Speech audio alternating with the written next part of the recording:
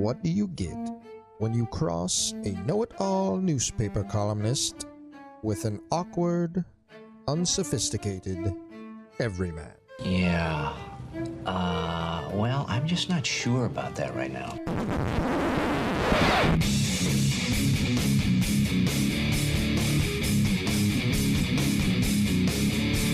Welcome to Couch and the Roo.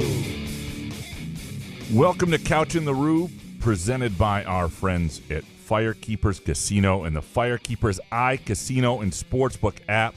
Football is back. Download the app today. Bet the games we are betting. Get into their prop bets. Get into all the fun they have with football on the Firekeepers iCasino and Sportsbook app. Or just swing on down to Dacey's Tap Room and Sportsbook off I-94 in Battle Creek. Get the Sportsbook experience yourself in person. Fantastic vibe. Just a really cool place to spend a football Saturday or football Sunday. And also our Tuesday night show presented by our friends at Front 43 Neighborhood Pub and Cask and Company Kitchen and Bar. Jason, how you doing, brother? Welcome to the Blue Wall. What's up, buddy? I'm excited about this opening segment about the Blue Wall. Been looking forward to it all day. So, thanks, Rainer Saban. Yeah. Well, yeah. I disagree with his column. Which one? Well, several of his columns I've disagreed with. I'll say this for Rainer Saban, and for people who don't know, he wrote a column sort of about Mel Tucker, not sort of about Mel Tucker, about Mel Tucker, in reference to my piece with Mel Tucker, in which he basically says that Michigan State football is a little all over the place, that Mel Tucker's a little all over the place, right? And people took offense to that. My issue with the column wasn't that he went after Mel Tucker or anything like that. I mean, if you go to his, he wrote a piece going after Jim Harbaugh recently, or Michigan or something. It was pinned on his profile until today, and now it's not, of course, so it makes it. Is it the Harbaugh Ward manual continue to coexist, right, despite awkward dynamic? I don't know what it was. But anyway, it was CTE. He is not a fan of Harbaugh. I don't look at him and go, that's a guy who just goes after MSU. My issue with Saban's column, with Rainer's column, is that the whole premise was a little screwy.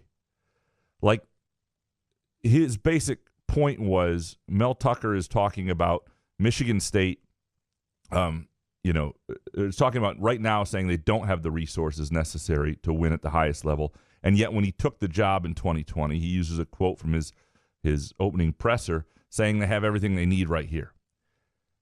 First of all, coaches should never be held to exactly what they say in their opening presser. That is about pomp and circumstance and building everybody up, making everybody happy. But secondly, a lot has changed since 2020. NIL did not exist when Mel Tucker took the job. The pandemic hadn't happened. Lots of things hadn't happened. But the biggest thing is NIL. And the whole point Mel Tucker was trying to make in his conversation with me that I got into in the column, not the whole point, but his point on the resources was largely on the NIL component, and that other schools have more of it available, especially in recruiting, and that makes a difference. And if Michigan State wants to play at that level, it needs to play at that level in every element, every avenue it has. And then so to write the column and then say, he said they had everything they needed in 2020 before NIL existed, I just the point of the column I thought was just a little off base. Well, they paid him $9.5 million a year, so he probably figured if they're paying me $9.5 million a year, they're going to have a large budget. So has that changed since 2020, or is Rainer Saban right to bring that up? Well, but the budget is different. The budget is not the problem. Michigan State football has found a way to pay its coach $9.5 million. It has expanded a lot of things. It has done a lot to build a football program and give them the resources that you would need in 2017 to build a Big Ten champion. In 2023, it now requires something extra. Your donors have to be stretched differently. Your fan base needs to give differently to get the 5 stars that you want to play at the absolute highest level. Now, I'm not saying that Michigan State needs to be that. Michigan State is going to have to decide who they want to be, and we got into this Sunday. I think Michigan State, it's okay if they want to be a team that is getting as many 4 stars as they can, occasional 5 stars, recruiting with honesty about NIL, using NIL a lot more with guys that are in the program already to retain them and develop them. And if you have a consistent, path to the NFL and guys who are there getting paid, that to me is a way of building a healthy, good program that has a good culture and keeps winning at a pretty high level.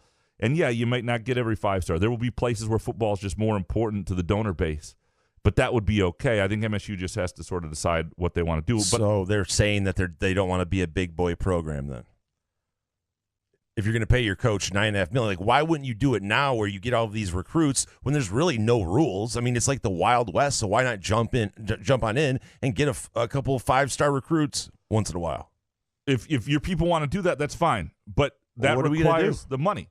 You going to give the money? You going to do the money? I will donate. We'll start a GoFundMe. I'll donate. If you have disposable income and a percentage of it is not going to NIL, and you are a fan and but you want 5 stars, yeah, you're just sort of spinning your wheels because you're not playing your part is basically it. If you have disposable income, you care about Michigan State football, you want 5 stars, and some of that money is not going to Michigan State football to their collectives to help do that, then you really don't have a voice in this because that's the game right now. I don't know if it'll be the game 5 years from now, but what he's basically saying is you have to be great in every avenue, and that includes your donor and fan base. Now, is it a great look? Are the optics of it great when you're a coach making as much money as he is? When you're a coach who's stretching the donor base, 2 of their top donors are combining for $2.4 million a year to him? That money could be used elsewhere. It's not a great look. Where else are we using it? Well, I'm saying you could use it if you weren't giving it to him. Those guys could use it for NIL, is what I'm saying. Anyway, I didn't. So if you donate $100, you can talk shit about this process of not getting 5 stars. If you're doing your part, what you have to give, yeah. I mean, I don't know. I mean, I think it's ludicrous, man. It is. That's what I mean. Like, let's get into the fray. Let's do it if we're going to do it. When are we waiting? What are we waiting for? Rules? We don't want to wait for rules. Yeah, I mean, you can do everything that used to be illegal. Let's go. I don't like a lot of things that are going with the direction of the sport. And NIL is actually not the biggest issue I have with the sport right now. I think the sport is, over the next 20, 30 years, in a little bit of trouble if they continue to kick certain fan bases in the teeth who aren't the biggest fan bases. Anybody who's not in the Big Ten and SEC gets shit on. That is not a recipe for long-term success for college football. It just isn't, because what builds college football, despite what TV executives think and what conference administrators think who are being talked into this bullshit, what builds it is not the biggest TV ratings you can get on certain games with casual fans.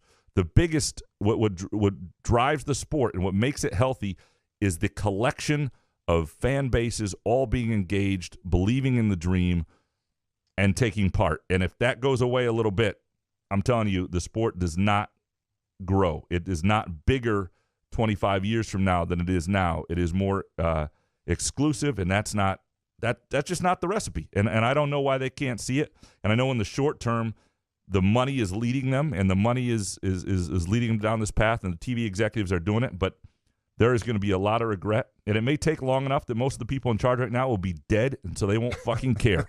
But I'm telling you, your children will, and they'll be less into it. All right. So there's that. All right. All right, we have what I think is going to be a fun show. Usually we open with what we are betting. We have Harry Gagnon on a little bit, and we're going to pick the college football games that we like this week. Yeah. This week's games a little later. So we'll do what we're betting this weekend, presented by Firekeepers and the Firekeepers iCasino and Sportsbook app a little bit later. And then we will answer your Groovy Donut Twitter questions after that. But next, we have Adam Jacksa, who is the voice of the CMU Chippewas, and we're going to talk about this week's game, what he thinks of the matchup, what CMU's chances are, and all that good stuff. Here, Couch in the Rube, presented by Firekeepers iCasino and Sportsbook app and our friends at Front 43 and Cask & Company.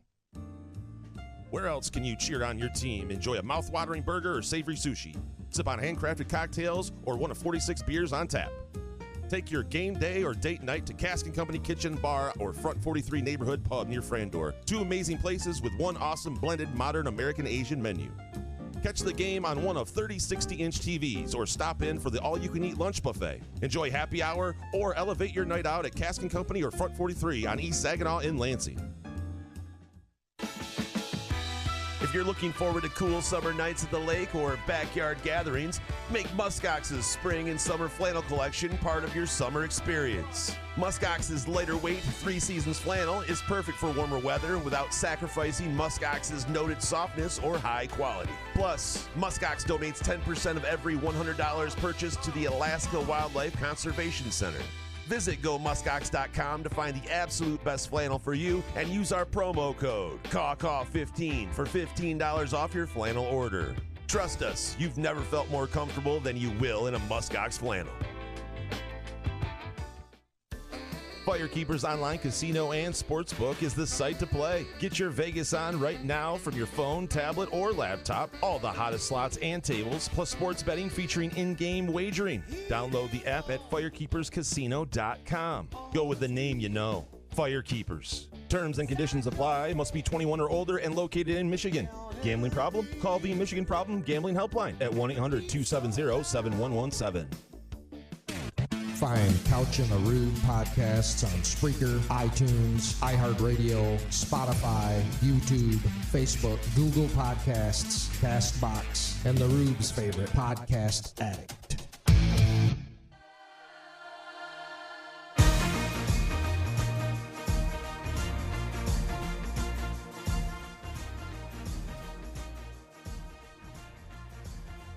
Couch in the Rube, presented by Firekeepers Casino and the iCasino and Sportsbook app, and also our Tuesday night show brought to you by our friends at Front 43 Neighborhood Pub and Cask & Company Kitchen and Bar.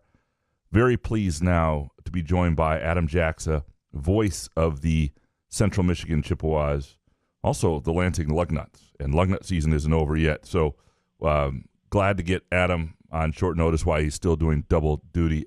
Adam, appreciate you taking some minutes, man. Thanks for joining us.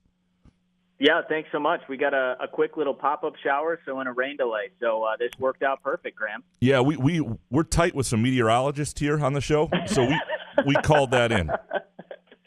Well, I appreciate it. That's saved me a little prep time. Excellent. We'll see. Anytime you need it, you just let us know, and we can make that happen. All right, so I've covered this game from the other side before when it's a Western Michigan, Central Michigan coming in. It is a big deal to those schools. It becomes a game that they look forward to all year, not just because it's the opener, but a real proving ground. You get a lot of kids who are in state. Can you take me right now, the mindset of that program, of that team going into this game? Yeah, and no disrespect to Western. I know how much I love the Broncos. CMU alum, but CMU's beat Michigan State 3 times, so I think it even maximizes this game. Nothing is better than seeing that it's been done before, regardless of it being history, and it may not happen ever again. Who knows? But just seeing that your university, your football program has done this 3 different times within the last 30 plus years, I think it certainly opens their eyes. And you said it. I mean, there's guys, there's brothers in this game, one for Central Michigan, one for Michigan State. There's other guys that grew up in Lansing. There's other guys that grew up watching Michigan State in Spartan Stadium, the great 100-year history that has been televised for years.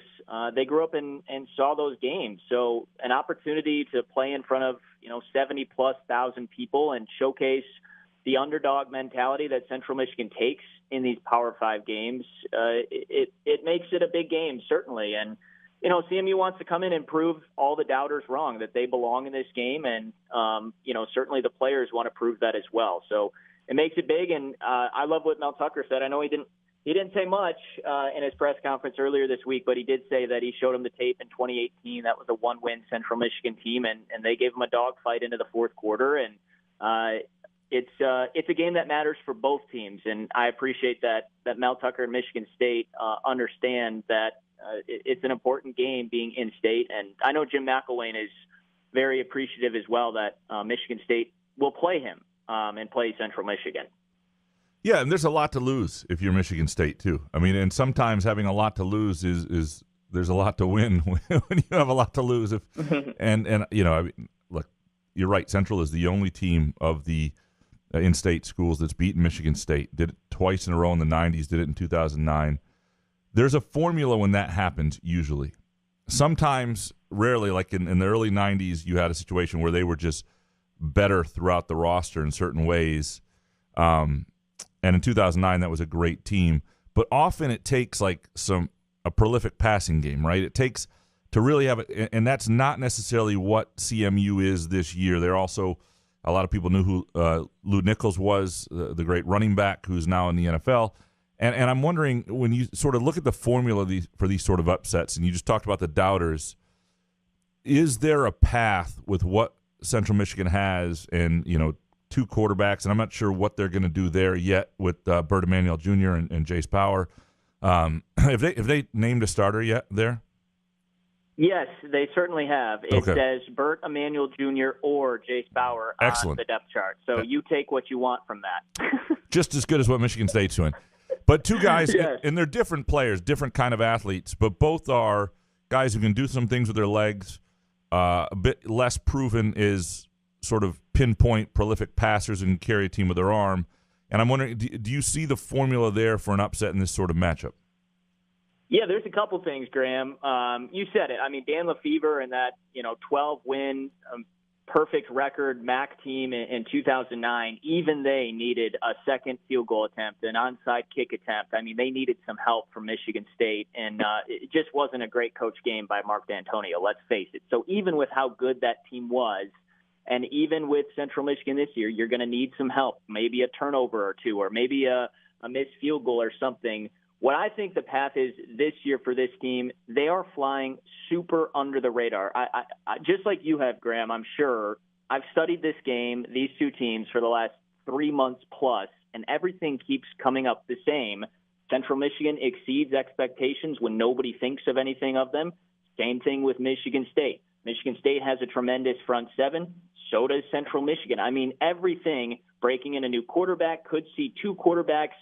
I really feel like the toughness that Michigan State and Mark D'Antonio instilled in this program and kind of bringing them back with the people don't respect us thing, it's the same kind of mantra that Central Michigan has when they walk into these games. And, I mean, they're picked fourth in the West. They're not going to finish fourth in the West this year. I would put money on that. And everyone's talking about Lou Nichols, and he gets drafted, but nobody's talking about Marion Lukes and Miles Bailey, who maybe are more talented than Lou Nichols in the backfield. And the other thing is the path is you get the ball to playmakers. CMU's added playmakers on their team. They went and got Stephon Bracey from Wisconsin. He's a speedster. They added a couple other wide receiver pieces, and they shuffled up their coaching staff.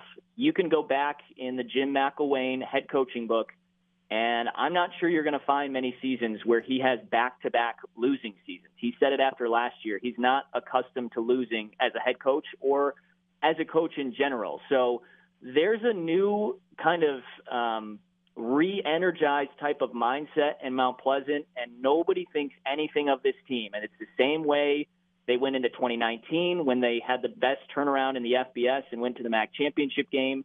Nobody thought of them in 2021 when little old Central Michigan had the leading rusher in all of college football and then won the Sun Bowl on national TV against Washington State. It's the same old disrespect that they always get, and this is why they put up a good fight, because they come in with a chip on their shoulder and they're ready to play. So will it equate to a win? I don't know, but I know that they're going to come ready to play. I think Michigan State's going to come ready to play, and I think Michigan State fans might be surprised that this could be a game into the third or maybe early fourth quarter on Friday night.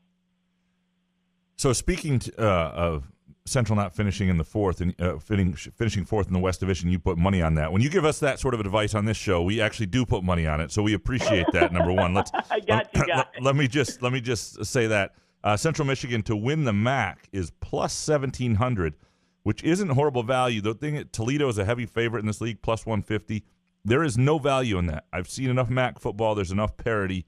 A plus 150 favorite. Look, Toledo may wind up being the best team, and they may wind up winning. I'm just saying there's no value in plus 150 plus 1,700 isn't the worst value in the world for somebody like Central Michigan.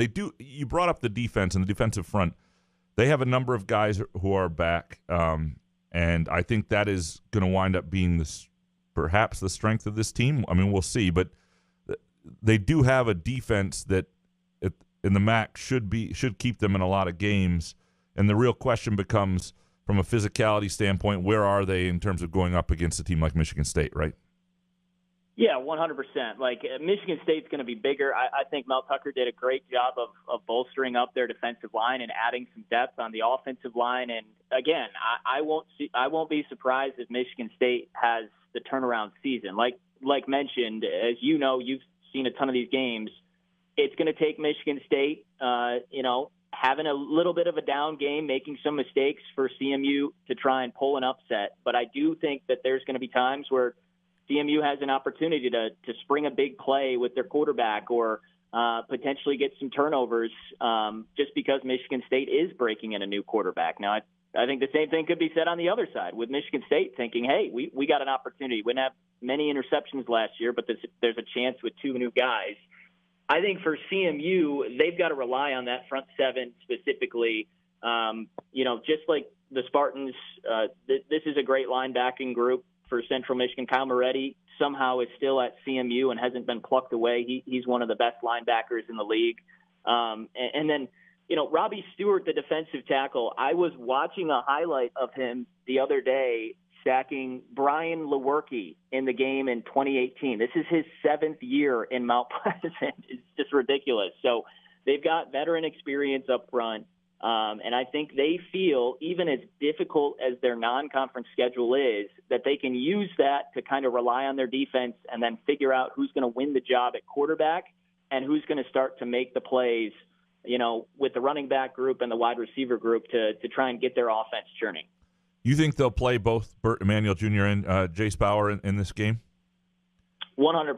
Yeah. I would be surprised if you didn't see both. And, Jim McElwain said today, I hope one of them wins the job, but I think they're kind of, using this as a trial run to make sure they're ready to go for MAC week number 1. Which of those two guys is I keep reading that Jace is better with his arm, but neither one has had a great, and I've seen Burt run a little bit. He's a guy who can cause some problems in the open field. Is the higher upside in the passing game with Jace? Yeah, I think Jace is more ahead. He's the more complete quarterback. They're both dual threat. Jace had to work on his mechanics. He's a great baseball player, so I think he played shortstop. So he's used to, being out here playing with these Lansing Lugnut players and flinging the ball around. So they had to work on his mechanics and coming over the top. I think the higher ceiling is with Burt because anytime he touches the ball hey, Graham, Michigan State much better than I do, but I would put Burt Emanuel Jr. up against anybody on that field on Friday night and think he's going to win a 100-meter dash against any of them.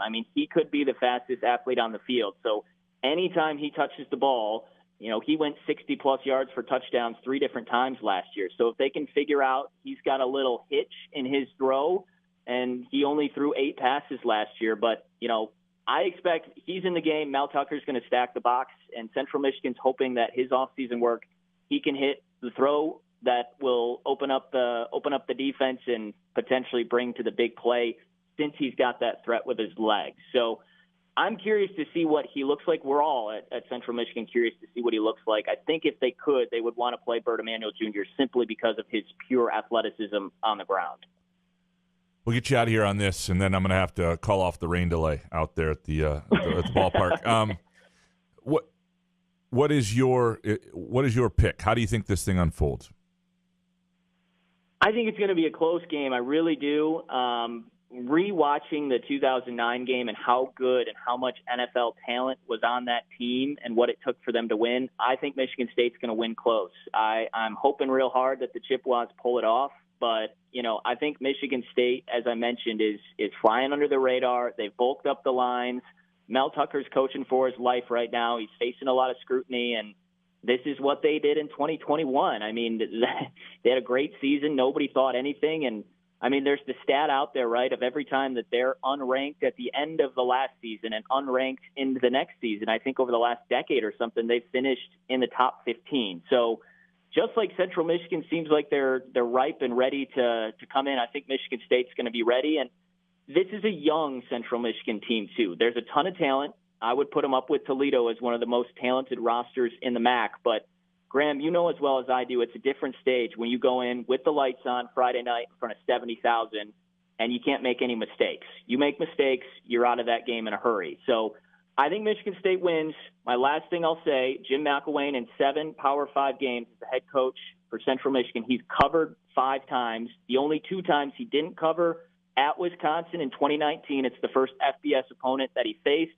Wisconsin went into the Big Ten title game that year, and then we went down to Baton Rouge in 2021, turned it over earlier, and within the blink of an eye, we're down 21-0 and nearly covered in that game. But other than that, he's covered in these games, and he's covered in the last 2 openers the last 2 years.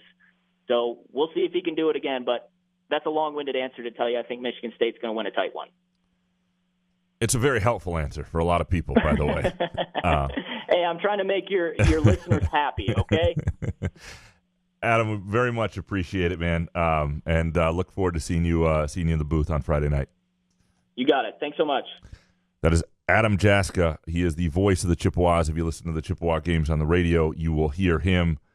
And, yeah, look, it sounds like a man who thinks they're going to cover. And we've had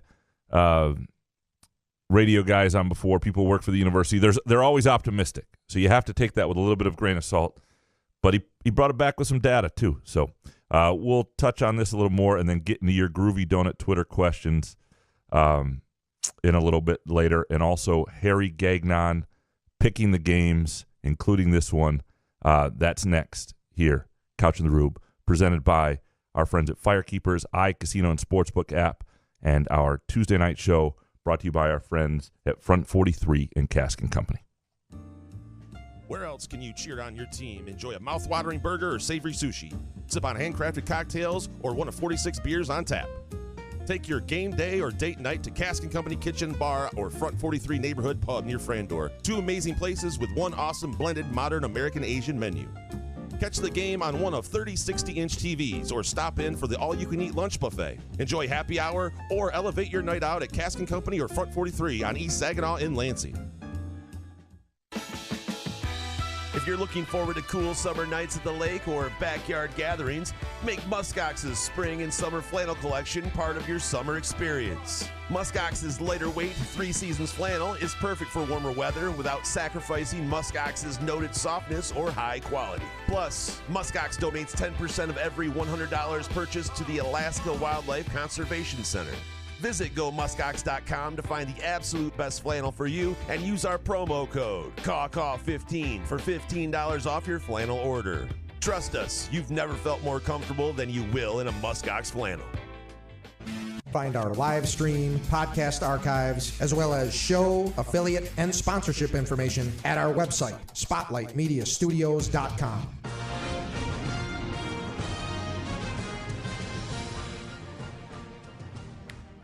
Couch in the Rube, our Tuesday night show, brought to you by our friends at Firekeepers Casino and the Firekeepers iCasino and Sportsbook app. Download the app today. Bet the games we're betting. Some really cool new members offers. Bet $5 and get $100 in free bets. The Firekeepers iCasino and Sportsbook app. Now, very pleased to be joined by our great friend Harry Gagnon from Against All Odds with Cousin Sal, bestbetcorner.com, and extrapoints.com. That's red hot Harry Gagnon, who is just killing it with his videos. Yeah, it's been incredible. Harry, how you doing, man? What's up, guys? Everything's good. Long time no talk. Well, you know what? I am actually 32 and 14 in my last. What is that? 46 picks? 46. Yep. Jeez, that's not. Yeah, I struggle with that math, but 46. Crazy. That's pretty good. Let's do that in football, huh? Oh, so does that mean people congratulate you when you're on a streak like that? Some do. Some, look, you're on. I think You're on Twitter plenty, Jay. You see some good stuff for me. I'm sure you see a couple bad things for me when people want to rip me, but it's all good. Well, what I'm saying is because people love it when you lose. It's not like you're on a hot streak. No it's doubt. like the haters. I've been there before. I've gotten over it, but I'm saying that's what when you're on a hot streak, no one wants to hear from you. I got a good buddy who just who I worked with in Vegas. He's a good guy, and he's busting my chops and telling me he's like minus 150 last night. I gave out a minus 150 last night. I gave out Braves to score more than 6.5 runs. They scored 14, and he's barking at me because I laid a minus 150. I said, meanwhile, during the streak, I've given out plenty of pluses, plus 200s. And yet I said I'm allowed to give out a minus 150 once in a while. I give you a pick that wins by 7 runs, and you're still complaining. Come on. Right. I mean, it's like, what bets do you guys want? I'm giving you a winner. Yeah. Bet 100. I know it's heavy juice, 150 to get 100. I think, and plus The one Braves are on fire. minus 150 doesn't scare me when I think it's a favorite too. I know it's a lot of juice, and in baseball that can feel like a lot of juice, but. And like in soccer and other things, you get a game you really like at minus 150. You just jump on it because it's ultimately about winning, right? It's about cashing in the 100, not about what the. But it does make me laugh when Harry does a minus 240 though to keep the streak going. Sometimes that does make me laugh. It's been a while. Let's put it that way. But it's been a while. Well, so Harry, I am thrilled that we actually have football to dig into today. Absolutely. And we are going to dig into some college football lines here shortly, and we'll start our Couch in the Roof famed Pick'em contest with our listeners. Again? Yeah. Well.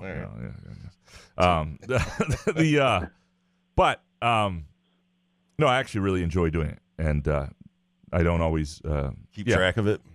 Well, that's what Eric Schultz does so well. Yeah, he's. We're notorious for not keeping track of our stats, there, Harry. So Harry, it's not. We need listeners' help. Yeah, they produce our show and help us with other things. Yeah, but you guys got to get somebody. We got a good guy. A guy's name is Chris, who lives in Ocala, Florida, and we do the show. Sal's in L.A. I'm in Scottsdale. And Parlay Kid and Brother Bry are in Long Island, and we got a guy, a listener who's listened since day one. This guy, Sal hasn't given him a nickel, and yet this guy keeps track of our records like impeccably. The guy's great. No, we have Eric Schultz who goes first in our Twitter questions because he is a godsend and he's fantastic. And nice. And what I meant to say is Graham never gets people their prizes. I'm slow on that sometimes. There's no doubt, but I try to make up for it when they actually do arrive. I won in 2020. Where's my gift card? All right, that's enough. We'll fix that in post. Don't need that sort of shit out there. All right, a couple things before we get into our college football picks this week. I want to go over a couple things that you really like. One, you just need the Utah money line on Thursday against Florida for $515. What's that about? Yeah, I had a little parlay. I put a little like 6 or 7 teamer together over the weekend, and I pushed it to Utah money line because I just don't think they're going to lose that game. I love the quarterback Cam Rising. He's back this year. Utah is scheduled for I think they're at 8.5 wins this season. Meanwhile, Florida's at 5.5. No Richardson anymore for Florida. They did beat Utah last year. This is a home and home.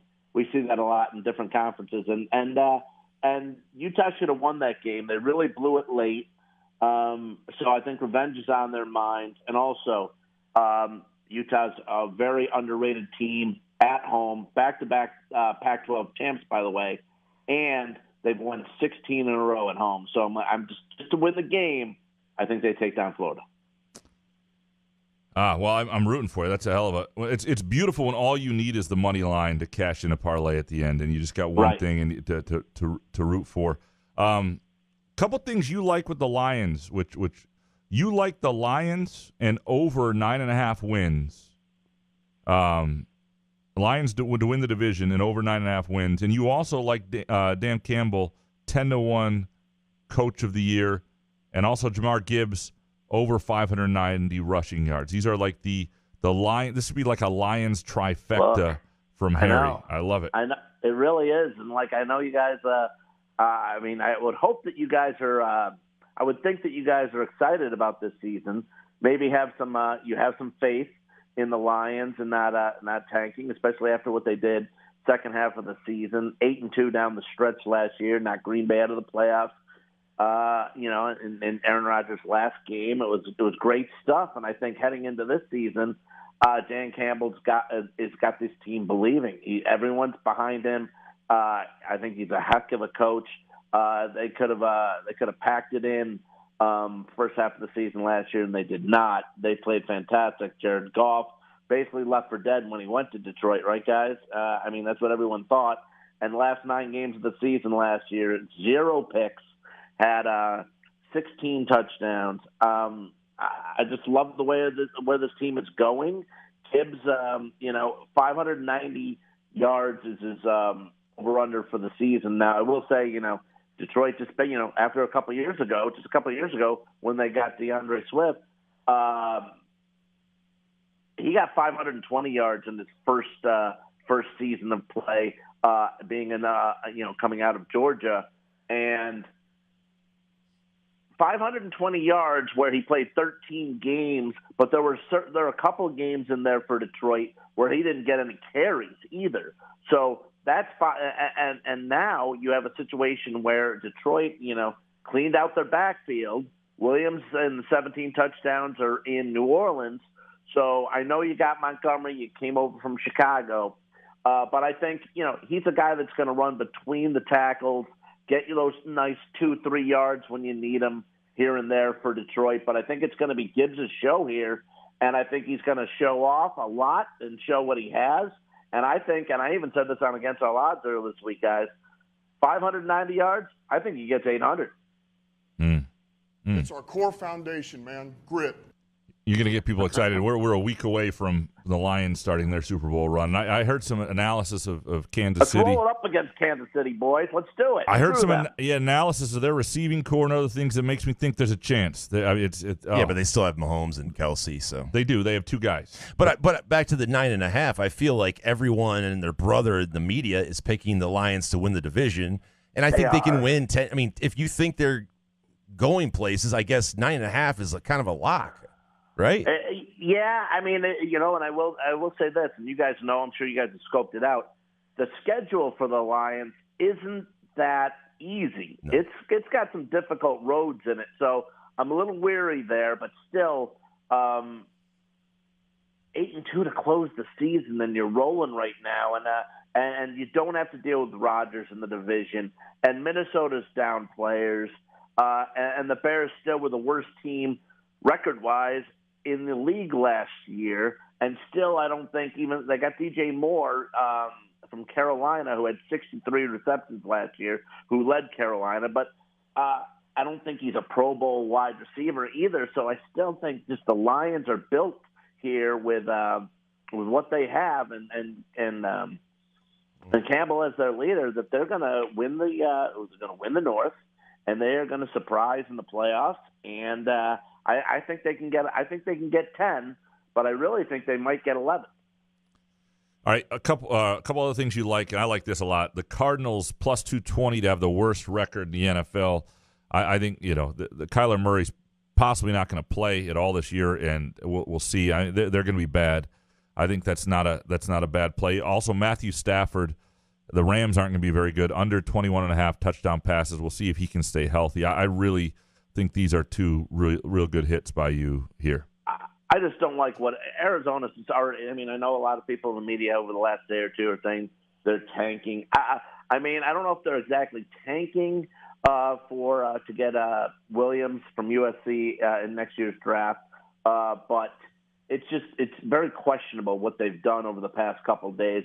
Colt McCoy, they cut him when they knew they were putting Murray on the PUP list, so that at least you would have Colt McCoy, who knows the offense, who's been around for a while, who will get you a couple wins. He won't embarrass you out there. They cut him, and now they're pretty much left for dead at quarterback with picking up Dobbs a couple days ago, and they have the rookie from Houston that's on their roster right now too, a 5th-round pick. So don't love what they're doing there. And Isaiah Simmons, they traded to the Giants. I just don't understand that. How do you trade a number 8 overall pick 4 years ago in Isaiah Simmons And if you guys remember, before the draft happened, a lot of rumors were that he was going to go number 1 at the time. Ended up going 8 to Arizona. Didn't exactly love where he was playing on the line. Then they put him back at linebacker. And now with the Giants, being traded to the Giants, he might want to play a little cornerback at safety because he's that fast. But I just don't understand how you trade an 8th overall pick for a 7th round pick when the guy has had 100 tackles the last 2 seasons for you. What are you doing as a franchise? Who's making these decisions? So, yeah, I don't like that at all. I think Arizona will have the worst record, but also I think the Rams, for value, Graham and Jay, at 10-1 is worth a look too because, look, I don't like Stafford this year. Under 21.5 touchdown passes is what I like. Only played 9 games last year. He hasn't gone over 21 and a half touchdowns 3 of the last 5 years. Don't love their wide receiving core right now in terms of what they have. Van Jefferson went down from the year before in stats last year. Injuries still. And I just don't love their offense was so anemic last year. This is a team that had 5 wins last year. All 5 wins were against teams that did not make the playoffs. Don't like Stafford. Don't like the Rams this year either. All right, let's. I'm with you. I think the Rams are. I think that you can find some bets out there on like throwing the Rams in a parlay not to make the playoffs. I just think there's no chance, and that's is that a Harry Gagnon special at minus 2,000 or what is that? I mean, what do you guys think of Stafford now this year? I mean, do you think with what he has? I mean, I don't know. I don't like it. Yeah. Yeah, with the way he's talking about the young guys and the young receivers about being on their phone, not getting along, not really not getting along, but not knowing where they are. They're always on their phones. How about Stafford? How about you just spend some of that crazy money you got? Take the guys out for a weekend. Take them to get steaks, get lobster, and hang out and gel with your guys a little bit instead of complaining about it and letting your wife do it on her podcast. I don't know. I think that's why he's still playing is because to get away from Kelly sometimes. Easier. I don't know. Doesn't she have some serious stuff going on again? I don't know. I'm sorry. I don't want to diss on. I don't want to diss on Kelly. So she can't be annoying if she has an affliction or something. Sorry. Yeah. Well, my apologies. We'll fix that in post. All right. Let's jump into these games for this week. Week 1, college football. Friday night, Central Michigan plus 14 at Michigan State. We had Adam Jackson, who is the voice of the Chippewas, just before you, Harry, and he seems to think it'll be a close game. And he brought up some interesting facts with the Jim McElwain era with Central Michigan. They played 7 FBS or 7 high major opponents, and they've covered in 5 of those games. And they're a tough-minded defensive team. Michigan State new quarterback. I like Michigan State a lot. At minus 14, it's dipped a little bit towards Central. I like it actually for people if they want money on the Spartans, they want to feel good about that. I like it kind of in a 7-point teaser or something here. Get it down to a touchdown. Feel a little more comfortable. I don't see the formula for this Central Michigan team because I don't think they have the passing game to upset MSU, but I can see this being a little tight. 14 seems a tiny bit rich for me. I don't know. I think I picked Michigan State to win by more than that, but I'm in terms of where my financial thought is right now. I'm going to go CMU here for this. Jason, where are you? Yeah, you mentioned the number at 14, which makes me like it a lot. And also 93% of the money is public money on CMU, and you know what that means. Fade the public. Give me MSU given the points. What do you got, Harry? Mel Tucker got his contract a couple years ago, and then since then, Michigan State's gone kind of downhill with their wins. They're scheduled for like 4.5. Some places are 5.5 wins this season. I'm going to take the 2 touchdowns here with Central Michigan. I'm changing my pick. Give me MSU. Sorry. Why? Because Harry said CMU? No. Sorry, Harry. The more I think about I got a little recency bias. We just did the interview with Adam, and it sort of talked me into Central. But I had done all this analysis before then, and I'm not talking me into Central winning the game, but just about like where I think the final line is going to be. I think it's going to be close to the spread. I think it's about right. But I would say Michigan State winds up on the right side of it. I think Michigan State's got something to prove too in this What game. a turn! Yeah. So Wow. give me. I'm just put for the record. I'm on a. I think that 93% stat you gave out, Jay, may have done the trick. That also scared me. Yeah, that also scared me a little bit. All right. East Carolina plus 36 against Michigan. No Jim Harbaugh. East Carolina some years I think could be somewhat competitive in this game. They lost a lot of dudes. A lot of turnover on that roster. 36 is a huge number. But I feel like Michigan also feels like they've been taking some shit, and they're going to try and prove something here. The more I read about East Carolina, I just don't think this is a very good football team. 36, a lot of points, and it's a lot of points in the opener. It's a lot of points with the new clock rules where things are going to move, and Michigan's going to run the ball. It's a lot of points. I do not like this East Carolina roster. Give me Michigan here, but I would not advise betting this. And Harry saw Harbaugh at the Bruce Springsteen concert, Harry, and you could have asked him then. I mean, he didn't know about the suspension, but he might have let you coach a game. And 36, right. I know it's a large number. It's a lot of lumber. I just don't care. Michigan, I'm giving the 36. What do you got here? Yeah, it is a ton of points here. And, Graham, that's something we do have to, as bettors do, you made a good point, have to look out for is now that, after those first downs, the clock will continue to run. Especially a team like Michigan, which may just hammer them at the line of scrimmage running the ball. Like, all those running first downs now are going to be clock keeps going. I don't think we factored that in yet. But do you think East Carolina is going to score? I just don't think Michigan's going to let them score. Right, and I know that East Carolina lost a lot of players, and typically teams from that conference don't play a lot of defense. Michigan's going to pound the ball. We know this with Horham and Edwards. They will do that all season. McCarthy looks to be fantastic again. He had a great season last year. I think here I'd be hesitant, but I still think Michigan, even with no Harbaugh, I think there's going to be no problem for this offense. I see them winning by. I'm going to take Michigan to cover. I think they win by 42. All right, next game: Utah State plus 25 at Iowa, who has to average 25 exactly for their offensive coordinator, pretty much to keep his job. Right, so they have been an offensive shit show. Utah State at times has been a good program. I don't think this is one of those teams. They're not supposed to be good this particular year. The thing that makes this difficult is I do think, again, Iowa's offense is got new playmakers, transfers at receiver who are intriguing. They've got a new quarterback, obviously, offensive line's experience, defense is always good, and they're going to offensively be out to prove that they're something new after last year. I think they're going to be, but I still like. A tiger doesn't change its stripes that quickly. As somebody who wrote when Michigan State's offense sucked a couple times going into years, I'd be like, well, this is the year it's going to happen. And I bought the Kool-Aid mistakenly. 25 is just too much for Iowa. And Iowa may win this 42-7, and I'll look like a moron. But I'm not giving Iowa plus 25 until I see the offense actually do something, even though I don't think Utah State's very good this year. Give me Utah State. I'll hold my nose and hope they cover. So you're not saying it's going to click for Brian Ferentz and Cade McNamara. Just last year was just an aberration. Like they're just going to come out firing this year. I don't know. I mean, the Aggies have lost a bunch of guys up front. They only scored 22 points per game last year. They're not good. I know. I mean, it's kind of a fade, but give me Iowa given the points. What do you got here? I do like McNamara on this Iowa team, but way better than Petrus, who couldn't move the ball at all last year, but they relied a lot on their tight ends on offense and their defense to win games. But, yeah, Graham, you said Utah State's had good programs in the past, and they have.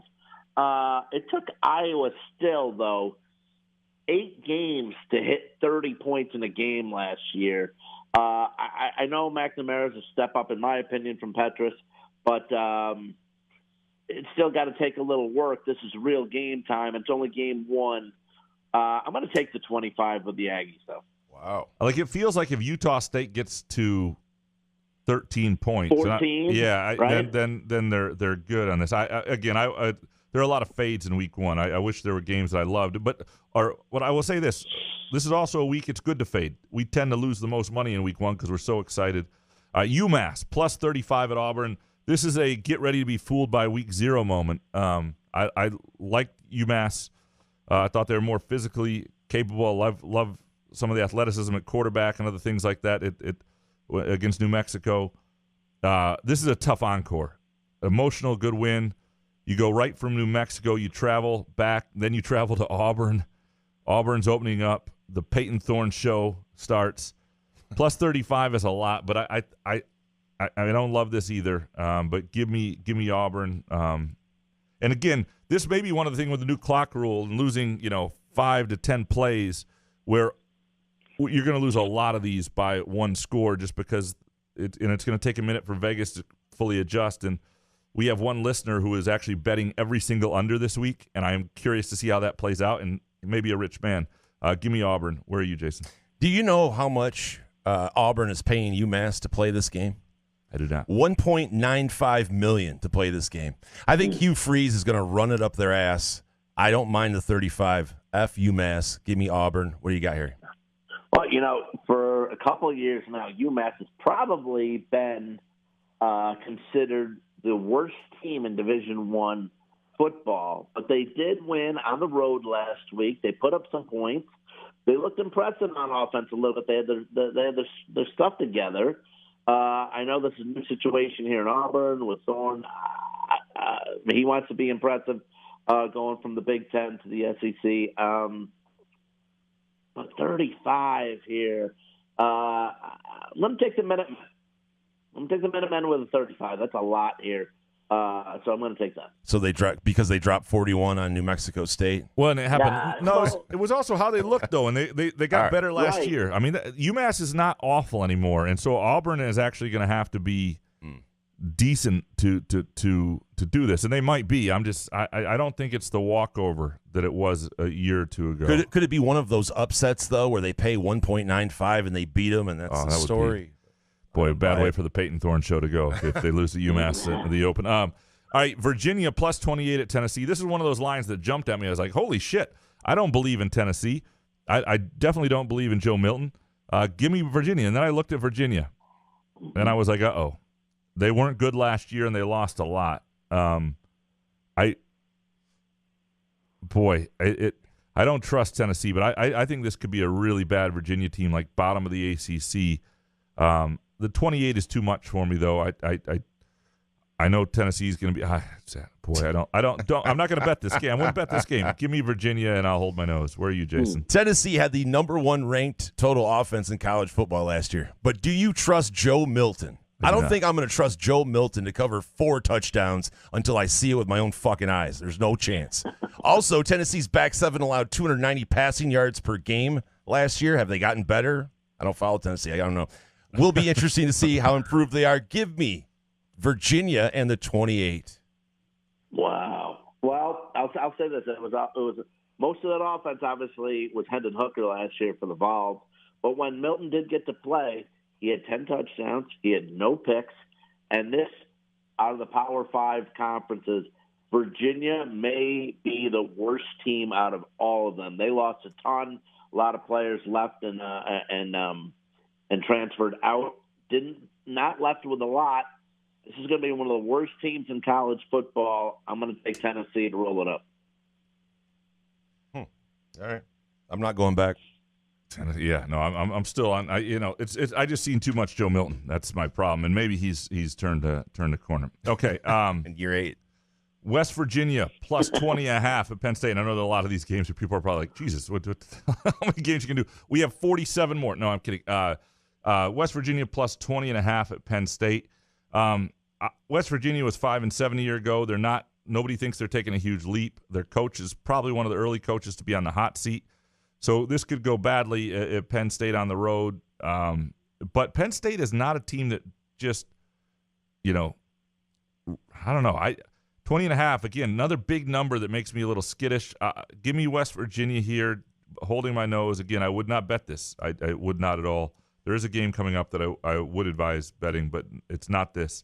Where are you, Jason? Let me announce this right now. I'm going to either love James Franklin at the end of this year, or I'm going to drive to his house and take an upper-decker shit in all of his toilets. Because I absolutely love Penn State this year. I love this game. Like you said, head coach Neil Brown for West Virginia shouldn't even be coaching. He's on the hot seat. It's Drew Aller time. Harry, Penn State, given the 20 and a hook, what do you got? I'm very torn in this game. I hear what you're saying here, but no Sean Clifford anymore. I just think 20 and a half might be a little bit too many. You might be right. I don't like this game at all, but this is on the docket where we're going to go with. So I don't love Penn State laying that many points. I just usually don't, period. So I'm going to take West Virginia with the 20 and a half and see how that rolls out. Yeah, but that's the old James Franklin. This is the new James Franklin. Mm-hmm. All right, here's a game I actually like. LSU minus 2.5 versus Florida State. Neutral site game. I really like this LSU team. I know a lot of people are big on Florida State. Florida State, again, LSU has shown me more in recent years in terms of where they're overall talent in that program.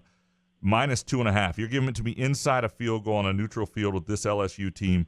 I will take it. I like it quite a bit. And obviously it's week 1, so this will go the other way. But I think this is going to be a really good LSU team. I think they're going to win.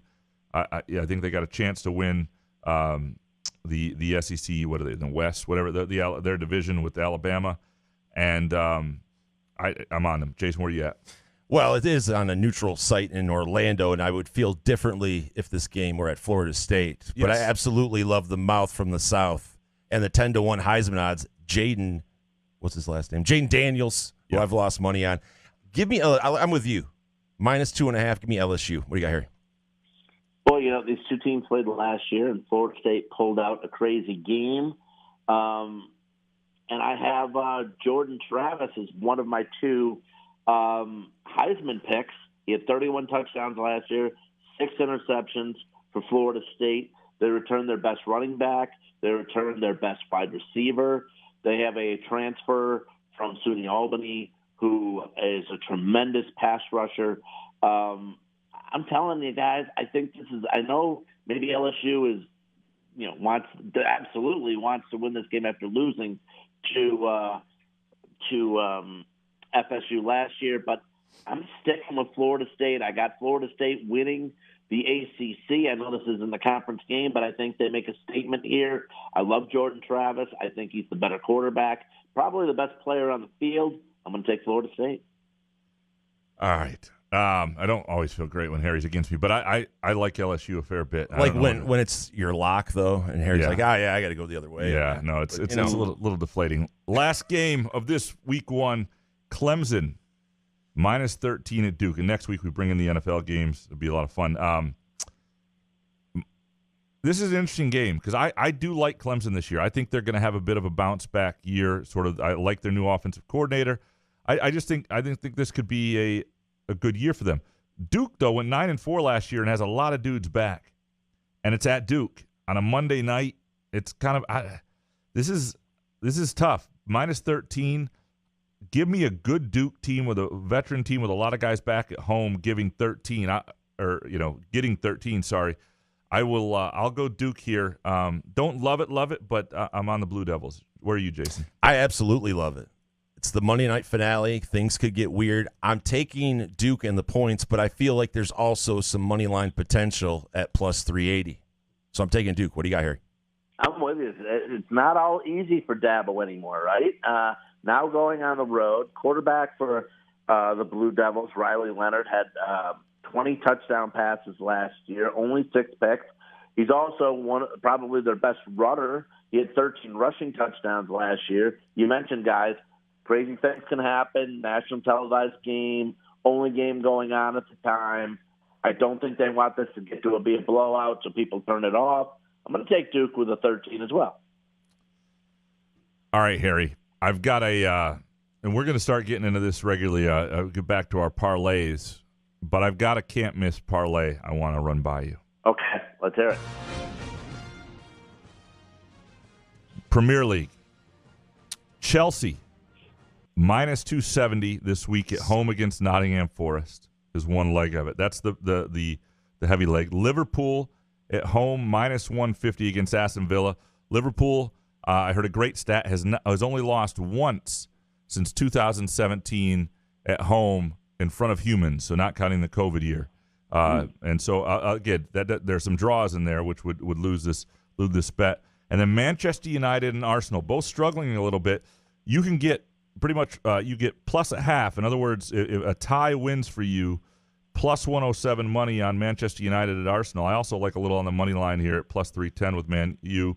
But that $100 plays 373 on that parlay. Ooh. I'm a huge fan of that parlay. You can get that at the Firekeepers iCasino and Sportsbook app. It's interesting, you said you like Manchester United.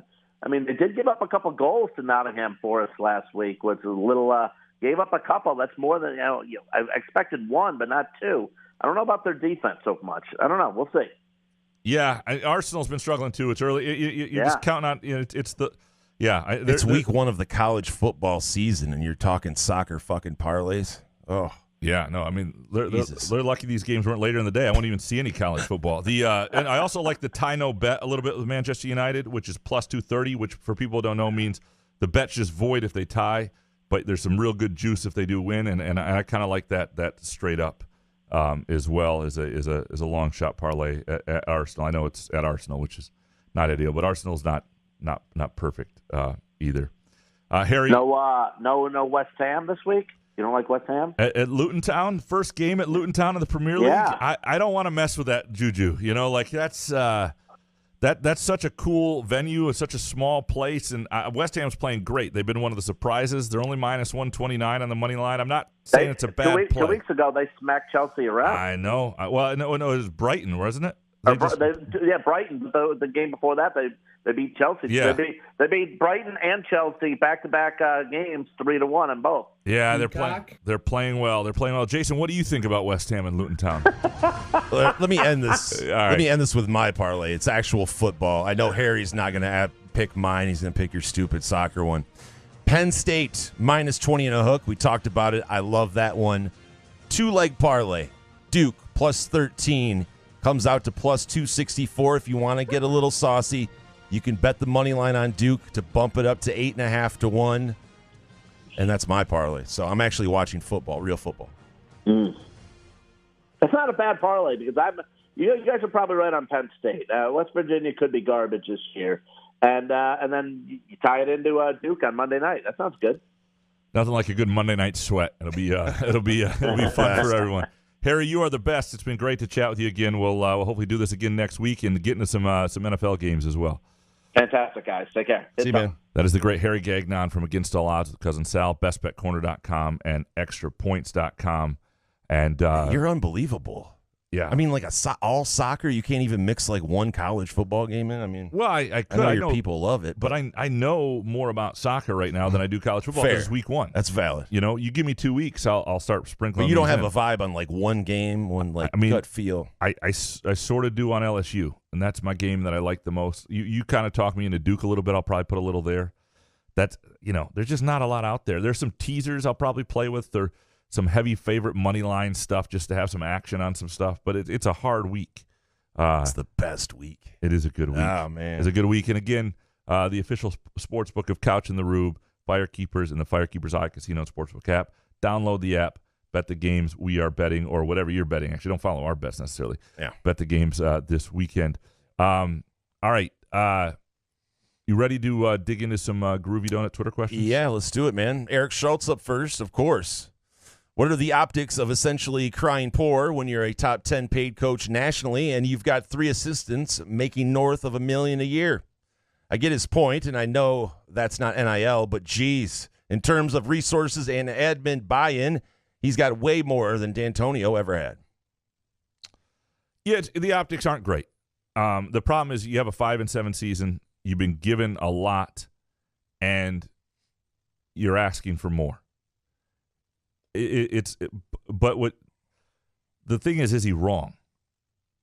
And you have to get over the optics if he's right. And again, I don't think MSU needs to be Ohio State. They don't need to be Clemson or Alabama. But if people want to be that, they have to decide to be that, and then. But you could have paid a guy $5 million a year to do that. Yeah, and and Mel Tucker, if again, one of my strengths, I think, is communication, despite my inability to tell a story on this show. But I would have said something like, I'm well taken care of here. We have a lot of resources. The game has changed, however, and one of the things we're really realizing is if we can do a lot to get some of these guys, and we've elevated recruiting, and he has done that. But if we want to play at the very, very highest level and take a swing at this, there's more we're even going to need, and so people have to decide if that's what they want. And I think there was a way to phrase it that probably could have cushioned it a little bit, but that's not him, and he was pretty blunt about it. Next one from Eric. To your knowledge, how hard have Mel Tucker and Alan Haller tried to get legitimate NIL money for recruits? If the goal is to compete with the big boys in the recruiting space, shouldn't it be top priority? And you say MSU can be a consistent 8 to 10 win team without going all in on NIL. In a Big Ten that includes Michigan, Penn State, Ohio State, USC, and Oregon, how realistic do you think that is? I think it's really realistic. To the point of the first question from part of the first question from Eric, I don't know exactly how much they've tried with recruiting. I didn't think they were doing much in the recruiting space at all. I was actually a little surprised to hear him say they had done it with this 2023 class, and that's what I believe he was referring to. But I think in terms of what I'm talking about, consistent 8 to 10 win team without going all in on NIL for recruiting. I'm not saying you're going all in on NIL in certain ways. You want to have really good resources for the kids on campus, and I think you can recruit to that.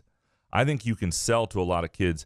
There isn't a signing bonus, that comes today or comes, but all of our guys have these opportunities.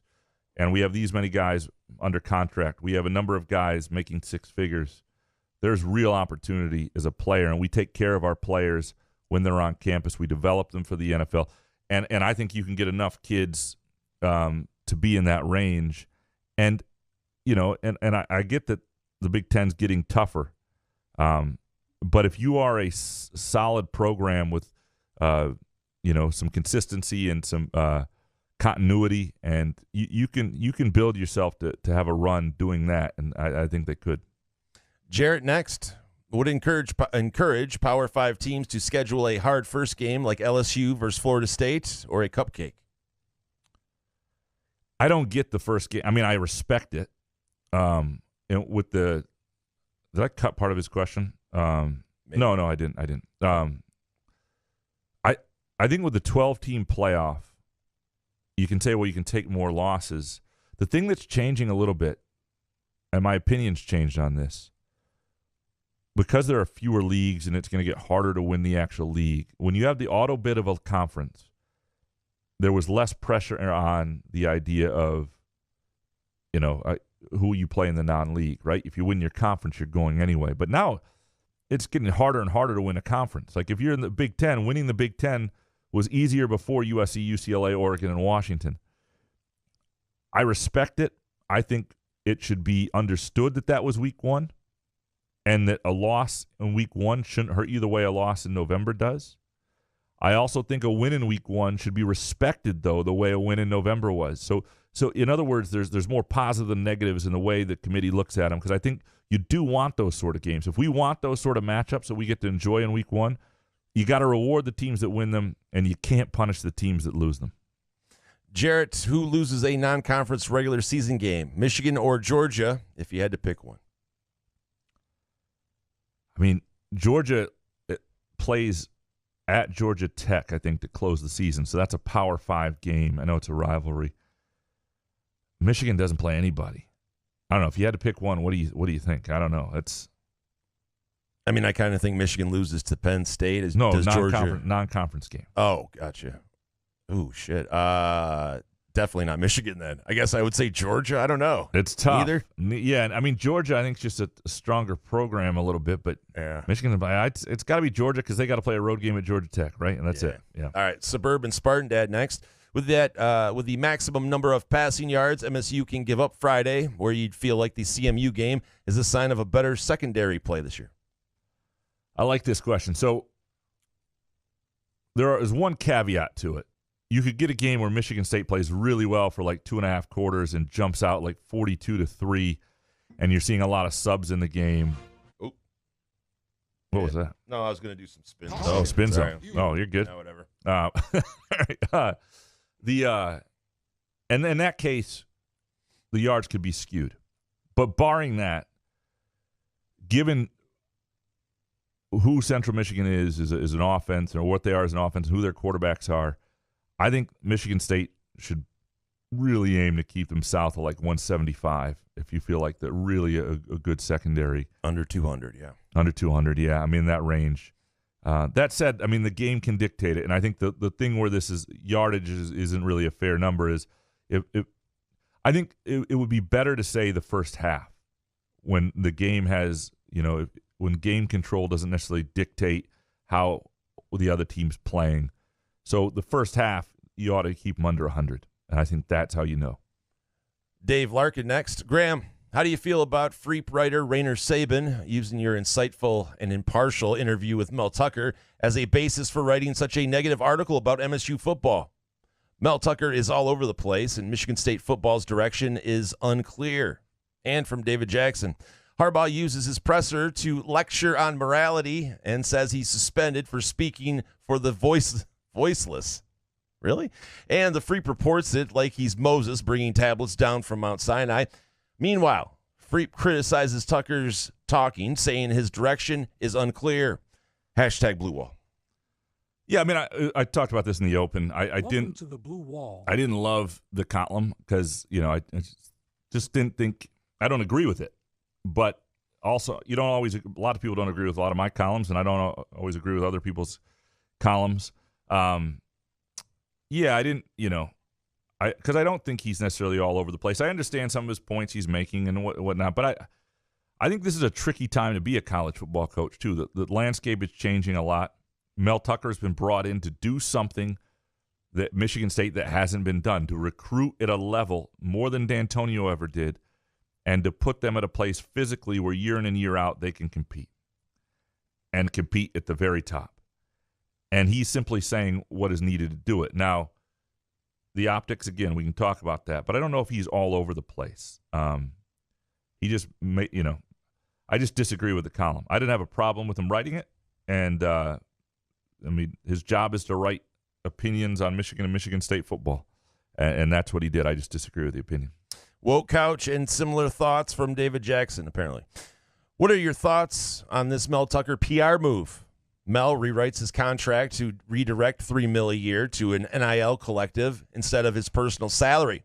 This could get matched by donors and MSU fans.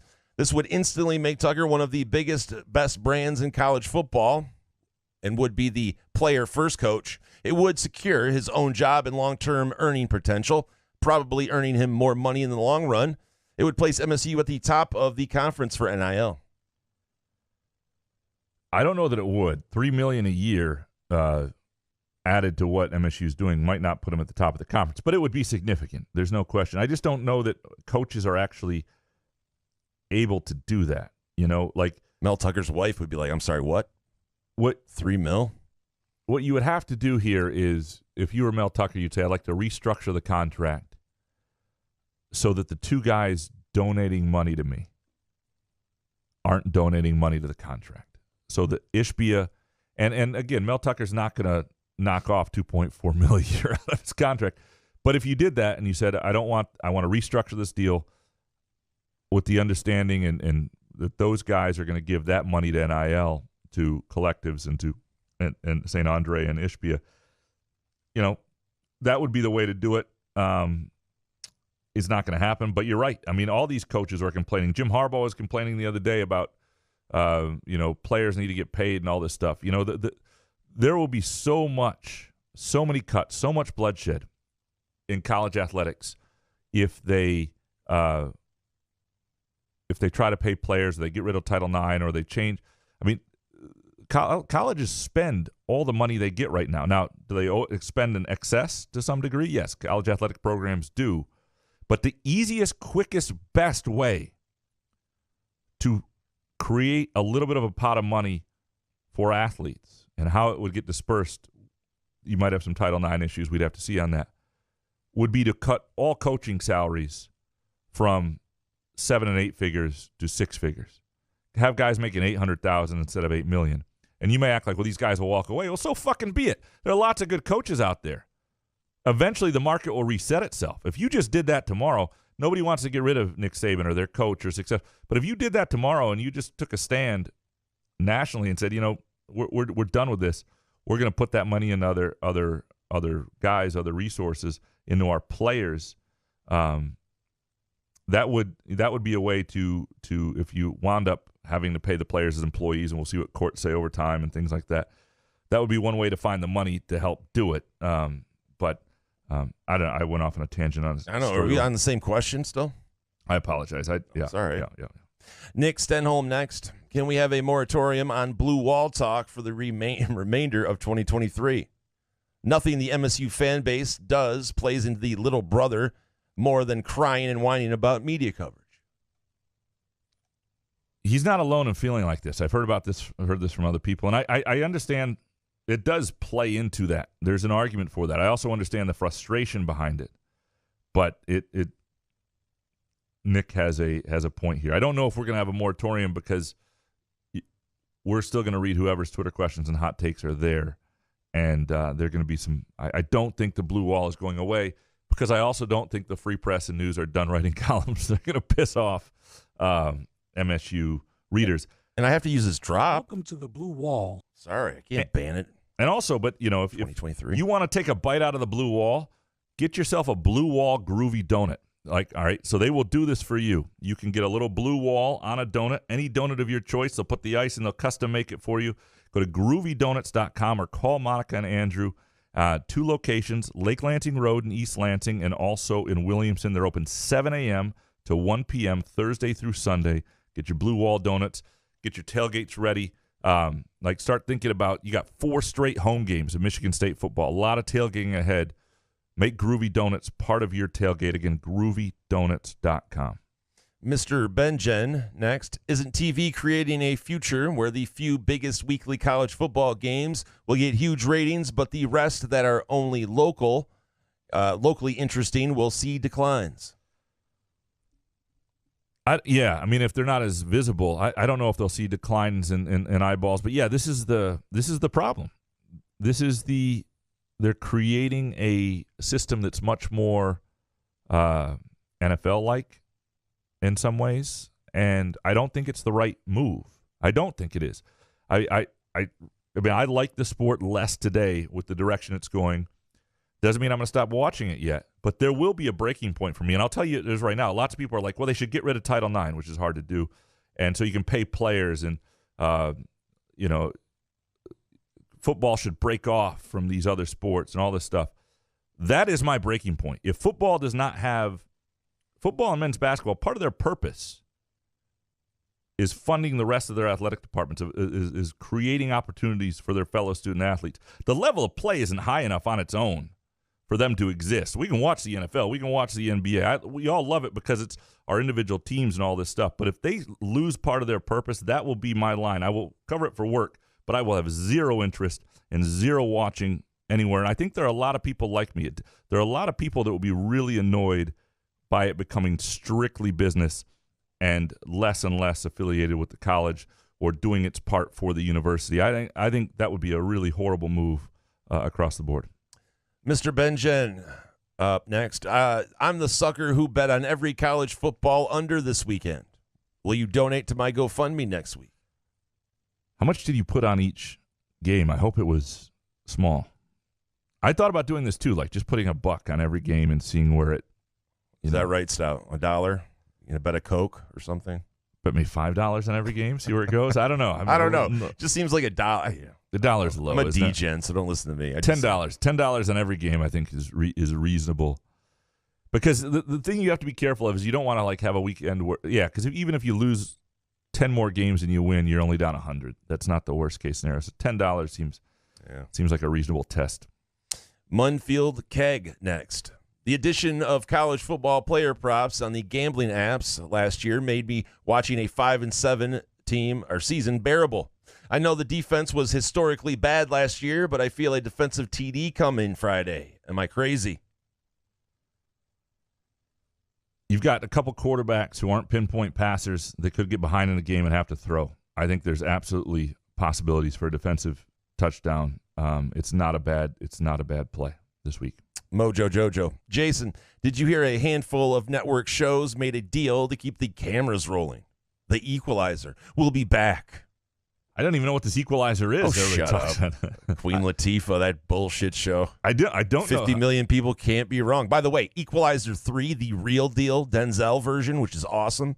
It's coming out on September 1st. I hadn't heard this, though. So are some of the shows coming back? Are there going to be writers for some of these shows? I didn't know this was a thing. Do you really need to write the Equalizer? Like, Queen Latifah, get out there and kick a guy off a bike.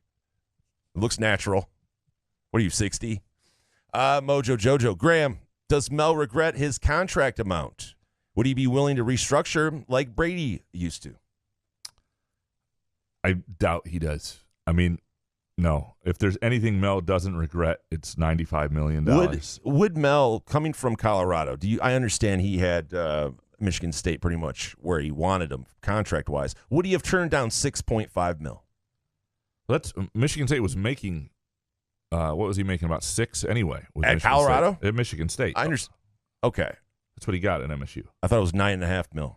That's what they redid the contract, though. He came to Michigan State for like $6. I'm sorry, I don't have the contract on my laptop. I didn't see it. No, but Michigan State could have offered less and taken the chance they were going to lose him. I don't know how serious LSU was. I don't know. Right. I don't trust that interest entirely. So yeah, I mean, Michigan State could have offered him $7.5 and said, "You're making more than Jim Harbaugh. We'd like to keep you." Nick Palmer. Would you teach a freshman seminar course in college? I think it's how would you teach is the question. Yeah. Well, yeah. I mean, I would not lead with Alan Arkin's advice from Little Miss Sunshine, and a few of you may get that. But I would, I would love to, talk to freshman seminar course. I would be very much a life lessons about money, about credit, about how not to get too wrapped up in the relationship you're in. Don't let that dictate what you're doing when you're 19 years old. Drink, to the point that you're enjoying it, but not to the point that you're in the hospital. Yeah, that's how I would teach it. I don't know. How would you teach a freshman seminar course, Jason? I don't know. Okay. I don't know. Okay. Nick Palmer with this one. On a scale of 1 to 10, what will the overreaction be of the game Friday night? It has the potential to be a 10 if there's, great running back play from Nathan Carter or Michigan State struggles and doesn't look great. Whatever there is, because here's the thing, though. You wait all year for this game. College football season is so short that when it finally happens, and we've been sort of analyzing nothing for like 5 or 6 months, and then all of a sudden there's something, and so you just overanalyze it. It's human nature. Chris Eastlick next. Is my karma for cutting into the Lions game having a hurricane move into Florida as I'm there? Yes. Just following you around, Chris. Yeah, that's it. Yep. Next one from Eastlick. P.S. For Graham, as I couldn't participate in hot takes, one of the first things I said cutting into the Lions game was, I apologize for the timing. Another thing that made that cut in difficult, I thought it would be quick since the Perry tornado dissipated quickly after we started. So I said, it'll be quick. And then the Weather Service kept the warning going another 40 minutes with nothing going on. I would have loved to get off, but hands are tied. I was close to calling play-by-play in our big box with the game. That would be incredible if a meteorologist started calling the play-by-play. I mean, you have to. If you have to be on TV for there's nothing new, and you have to be on for 40 minutes. It's tough. I mean, by yourself, you can't even sit there and talk to the anchor or anything. I mean, Eastlick, actual question. Will Mel Tucker name Kim the starter because Graham told him in their column meeting that he wanted to get back at all the Hauser fans? Kidding, of course, Graham. Appreciate your columns as always. Yeah, you're not getting a gift card, Eastlick. It's one of the things I asked Mel. As I said, if you could just hold Caton Hauser up back for a year, that would make my life better. Richard Kane next. When can we expect to see Spartan Seasons 3 by Graham Couch? My guess, either when Tucker wins a national championship or gets fired for never making the playoff. Bonus. Hot take. Graham will one day, if not already, be on the Mount Rushmore of LSJ columnists. Only question, will Michigan Sports Hall of Fame induct? Wow. This is my burner, of course, if you didn't know that by now. No, it's not. You wouldn't bring up the Hall of Fame. Well, yeah, and plus I will not go into any Hall of Fame till Mike Ingram gets in the Lansing Sports Hall of Fame. I don't know how the fuck he's not in the Lansing Sports Hall of Fame. I there's apologize taking a for stand. swearing. Yep. I'm going to work on it next year. Him and Bob Every has a thing against him. I don't know what it is, but your Hall of Fame in Lansing has no credence. Your Sports Hall of Fame, but Mike Ingram is not in it. That's all I got. Let's have them both on the show. They can hash it out. Yeah, let's do that. Richard Kane, Graham will one day, if not already, be. Oh, shit. Ryan Schultz. When Couch doubled down on his take that Pat Fitzgerald would be a great fit for Michigan if Harbaugh left during the winter. His mic immediately fell onto his computer. Was this proof that God has a sense of humor, or was he trying to warn Couch of something? Was that then? That's incredible. If that was the actual mic falling onto the computer. Let me see. I think I have it. Hold on. Yeah, stop talking. That's the best part. All Sundays. We only have it 13 seconds. We don't have the whole thing. Something about football Sundays. I don't know. Okay. All right. Well, we'll take your word for it. But thanks for not talking. Ryan Schultz. If State were to lose to CMU, will Graham be the media voice telling us all not to overreact? Can he even help it? No, if they lose to CMU, I'll tell you, to panic, because I've seen, that game, that season rarely goes well, and as much as talking to Adam Jaska earlier, he thinks CMU will be better than they're pegged, and I think it's possible they will be. I don't think they're like 2009 CMU.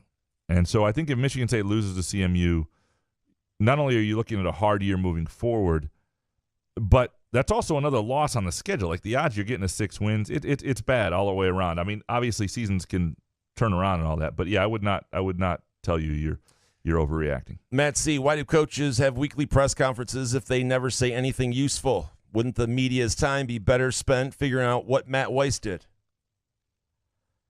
Matt C. is a pit bull. Yeah. He does not let up. No. I appreciate him tagging in all of his tweets. I appreciate it, too. I appreciate Matt C. I don't know where to go with this one. Well, with the question with press conferences, it does give people a chance at some level of accountability. Sometimes they do say something. And if coaches never had to talk or explain themselves, or at least get out there and not explain themselves, the lack of accountability would be even worse. Matt C., what does NIL have to do with Mel's team having a pass defense in the hundreds and zero ability to manage the clock? Yeah, well, there are fair points that Mel Tucker is not a perfect coach, and I think the other problem Mel has going in terms of some of the reaction to what he said is that they are coming off a 5-7 year in which it wasn't entirely talent based. Now they had some injuries and other things that made that season go awry, but if they had done more with what they had last year, I think people would feel a little bit better about hearing that. Sunshine Spartan next. What's better, your first college game or an NFL game? What is worse, hurricane or blizzard? Definitely blizzard. No way. A hurricane would knock your house down. A blizzard, you just get cozy and watch Hallmark movies for a little while. Yeah. I would rather. As much as I hate snow, I definitely don't want to be in a fucking hurricane. That's why we live in Michigan. We don't have natural. I mean, this natural disaster we had the last week is like a rare occurrence up here. I mean, we don't even deal with first college game or an NFL game, like going to one. What?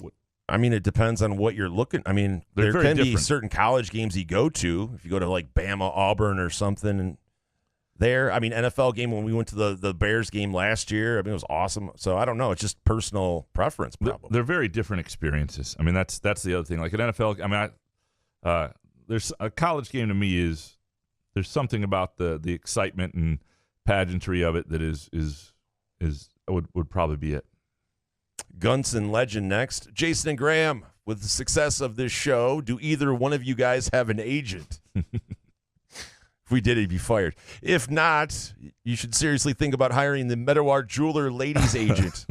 He clearly bamboozled the fuck out of you guys when he negotiated her advertising deal last year. I guess now that it's September, Christmas really is around the corner. Appreciate you. Neither one of us have an agent. Our agent would be broke if we had one.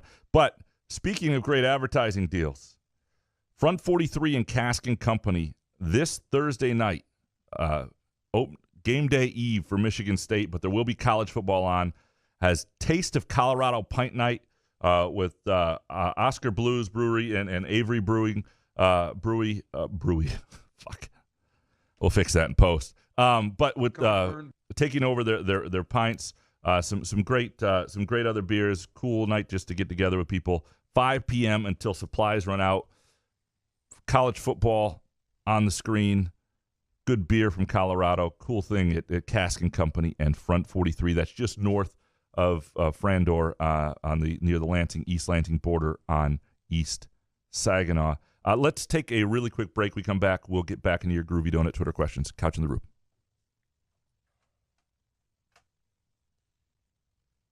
Fuck me. Whoop.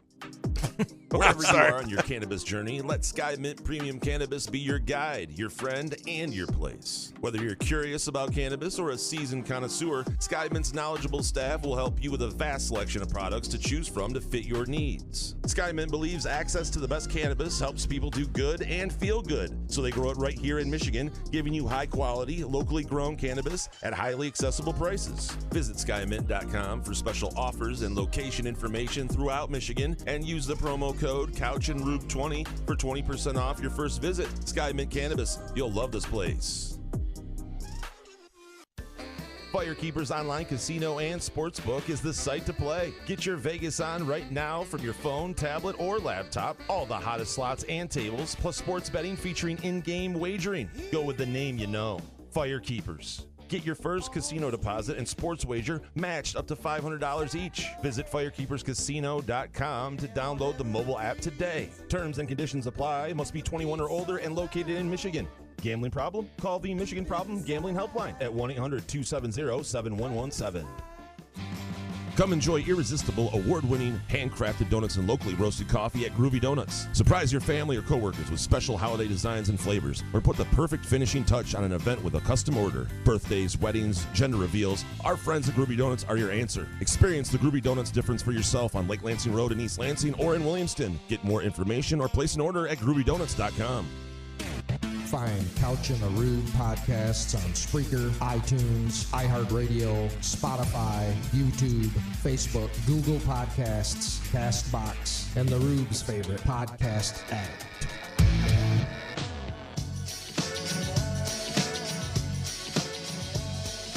Couch in the Rube, our Tuesday night show presented by our friends at Firekeepers and the Firekeepers iCasino and Sportsbook app, and also by our friends at Cask and Company Kitchen and Bar and Front 43 Neighborhood Pub. All right, answering your Groovy Donut Twitter questions. Jay Riemenschneider next. After you submitted your column, did you envision your conversation with Tucker would get this much attention and him this much scrutiny from it? I knew there would be some reaction.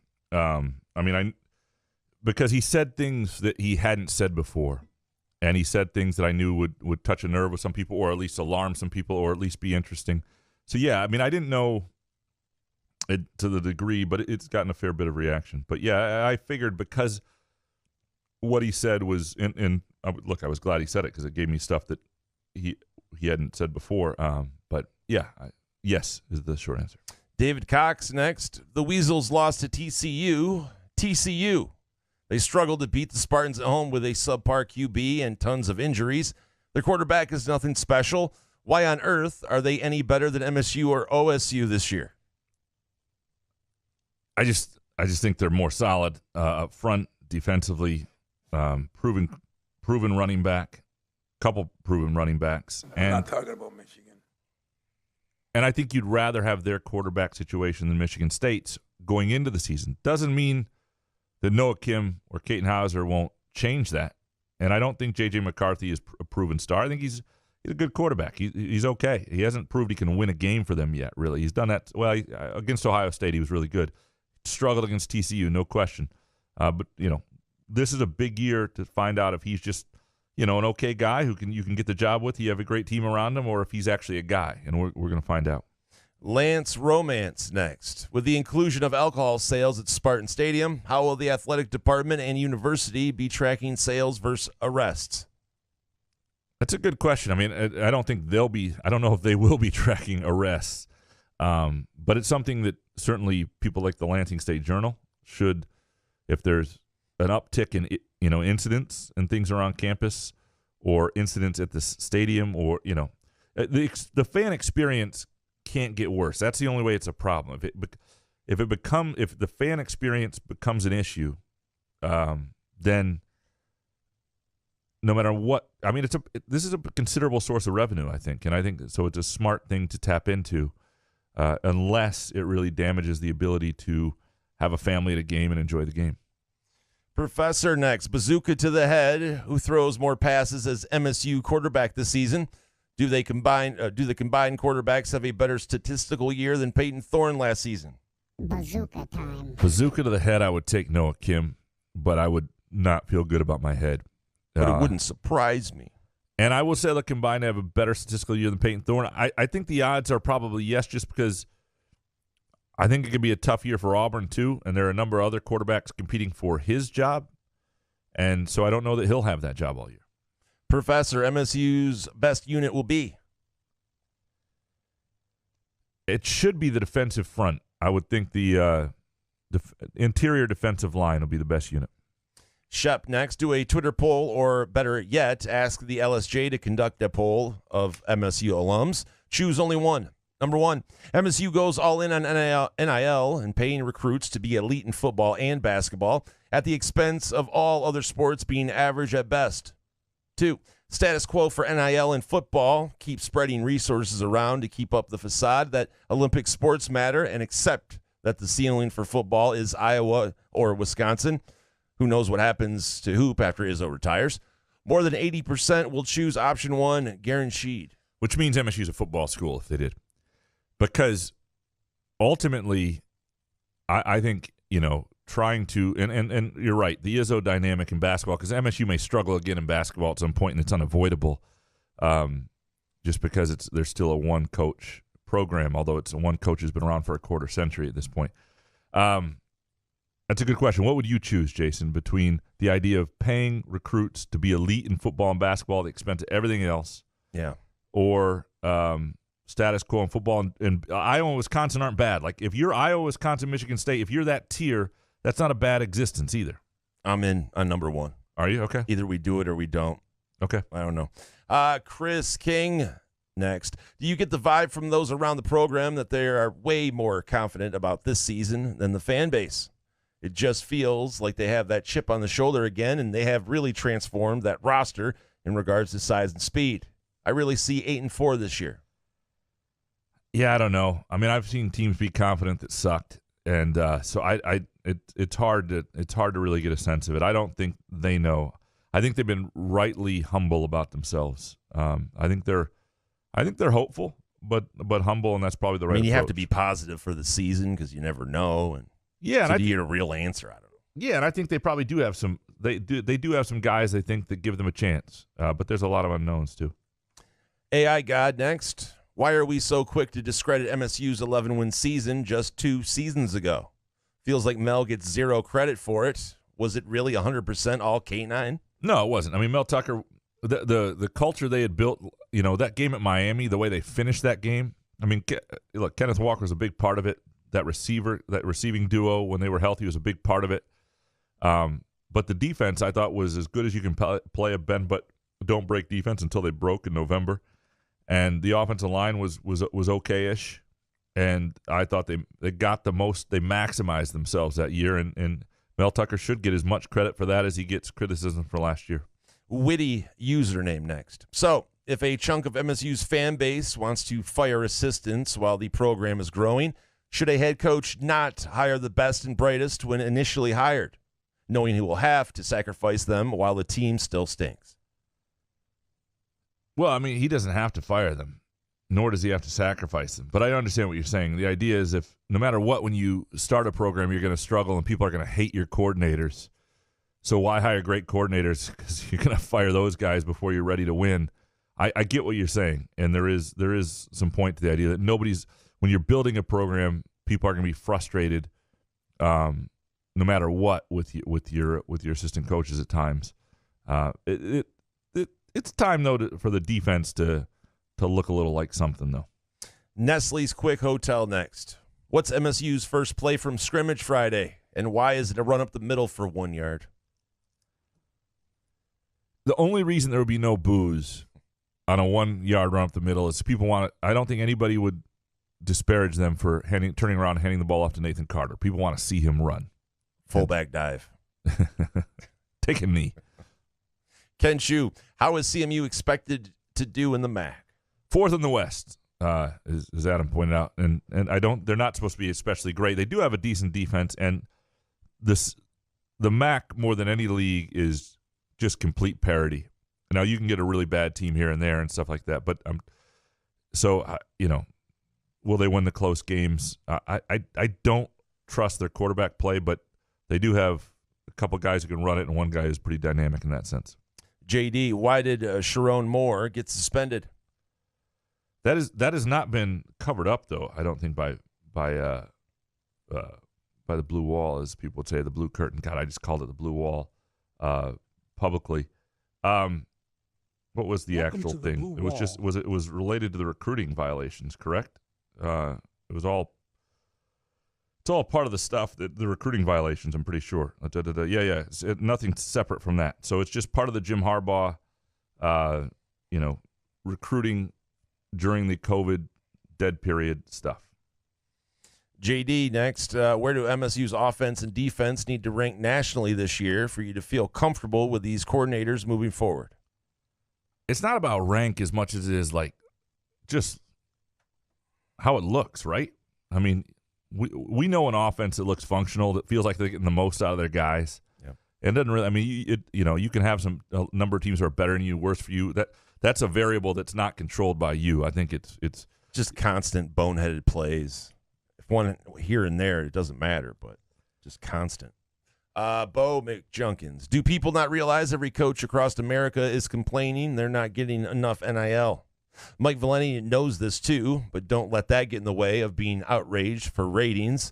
Another reason to complain about Mel for something not on the field. So this is backlash to the backlash. People were coming around to Mel's side because there's been too much backlash. I do think people do forget that because we all live in our own little bubbles. Like that, it's like no program gets as many injuries as Michigan State. Every program gets as many injuries as Michigan State, but no, you don't follow the other programs like you follow Michigan State. And he's right. I mean, Ryan Day, Saban, other coaches have talked about this as a concern. Bo, how can people not be honest with themselves and the roster Mark D'Antonio left? Look at Kyle Austin's article on the transfers. Mark didn't give a shit at the end. I disagree with that last part. He gave a shit.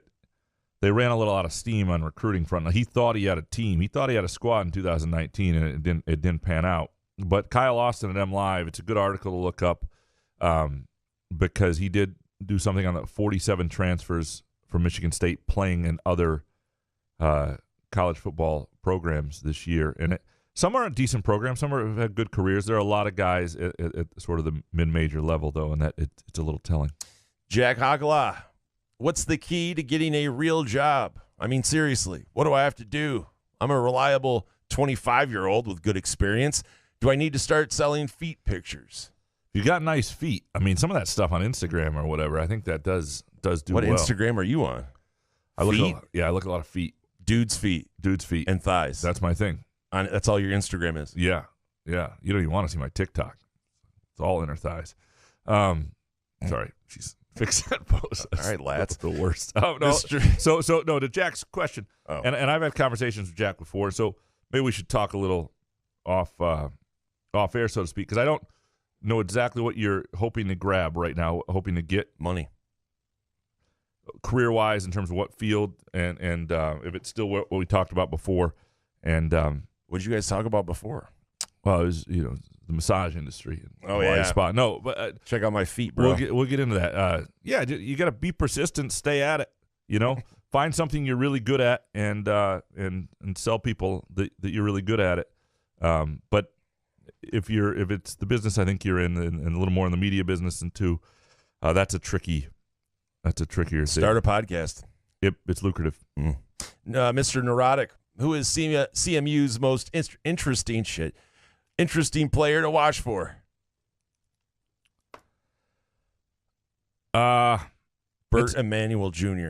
Yeah, probably. Because I remember his dad. Oh, do you really? Yeah. Who's his dad? Bert Emanuel Sr.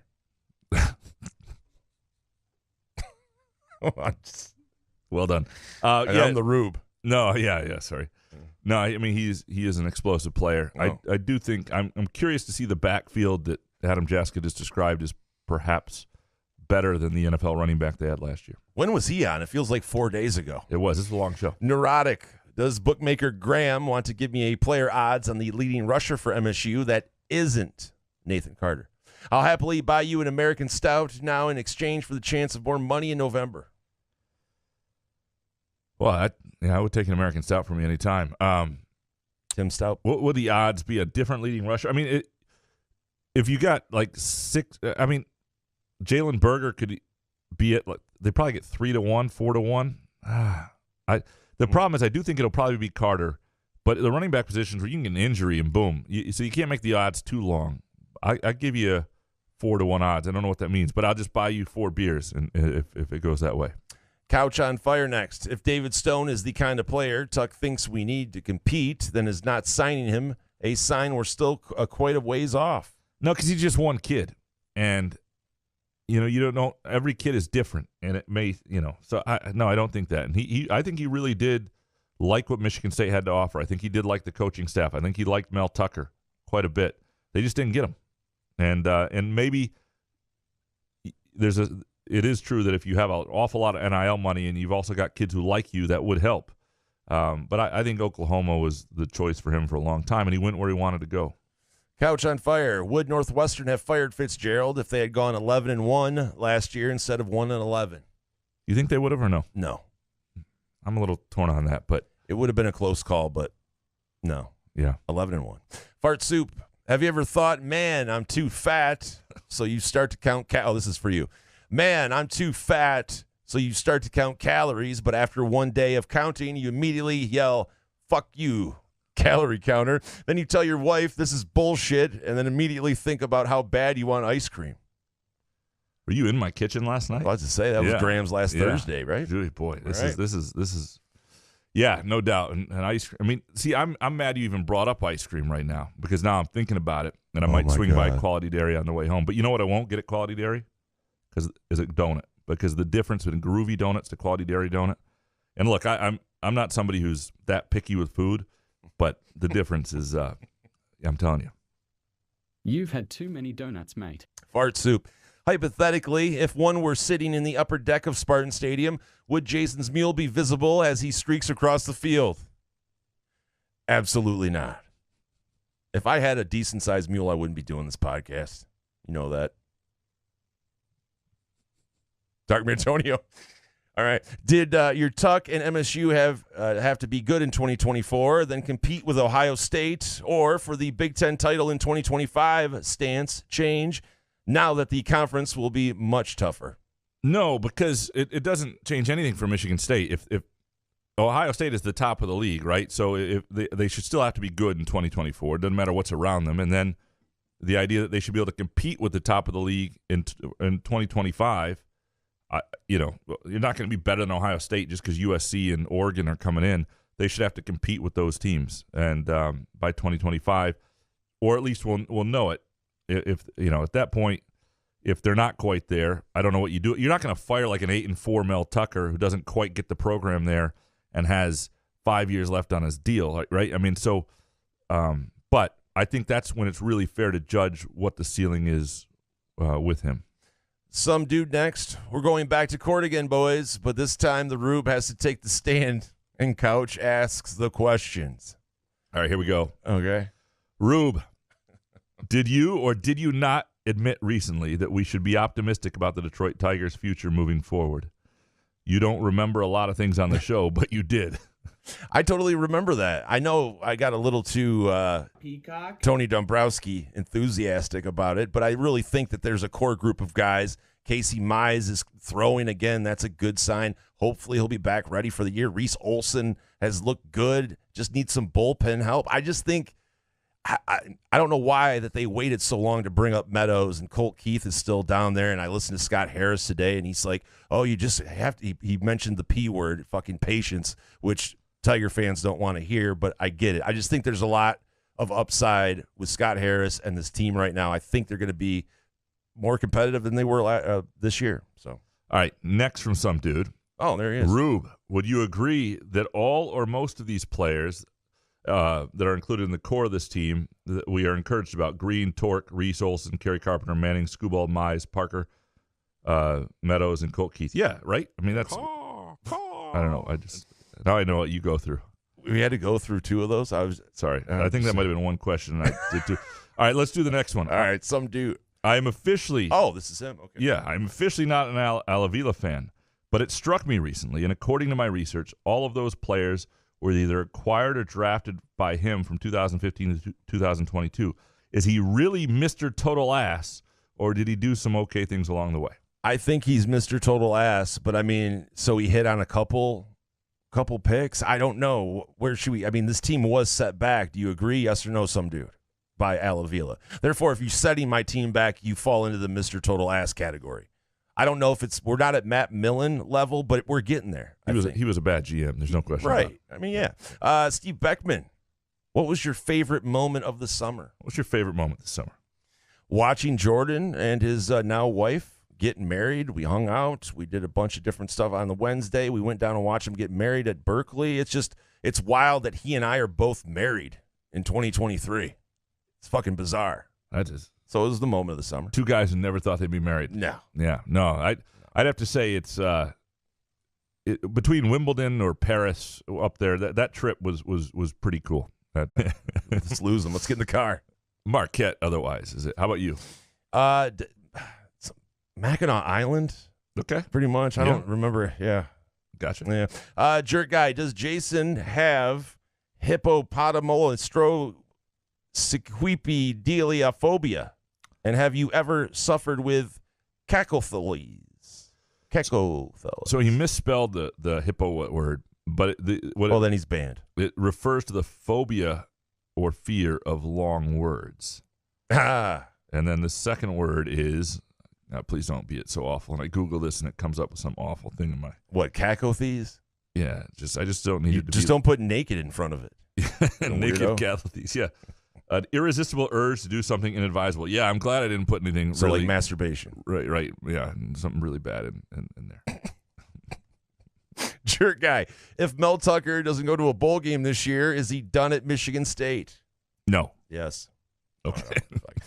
Jerk guy. Will we see both quarterbacks Friday, even if it's a close game? Yes, I think you'll see both quarterbacks by halftime. I think you'll see like a series in the second quarter for the other guy. Thanks for saving that till the end. Yep, sorry. Interesting take. And lastly, from the Jerk guy, can you get me a press pass for the CMU game? I mean, I probably could. Use Hondos. Is like another LSJ person. I'm not really comfortable doing that, but thank you. And you don't want to be way up high. You want to sit among the people. Way up high, it's ass. Yeah, you need binoculars and TV replays to see the game. It's Slurry throwing thing. Yeah, it's better to be in the stands for sure. We appreciate all of you, especially all of you who've listened all the way to the end. We appreciate Adam Jaxa and Harry Gagnon for joining us. Thanks for your Groovy Donut Twitter questions. Thanks to Groovy Donuts. Again, groovydonuts.com to place your orders for your tailgating needs. Thanks to Firekeepers and the Firekeepers iCasino and Sportsbook app. Download the app. Bet the games we're betting. We appreciate Front 43 and Cask & Company. We'll be back Sunday night. Hot takes off the game. Good show, man. Yeah, man. Couch in the Rube.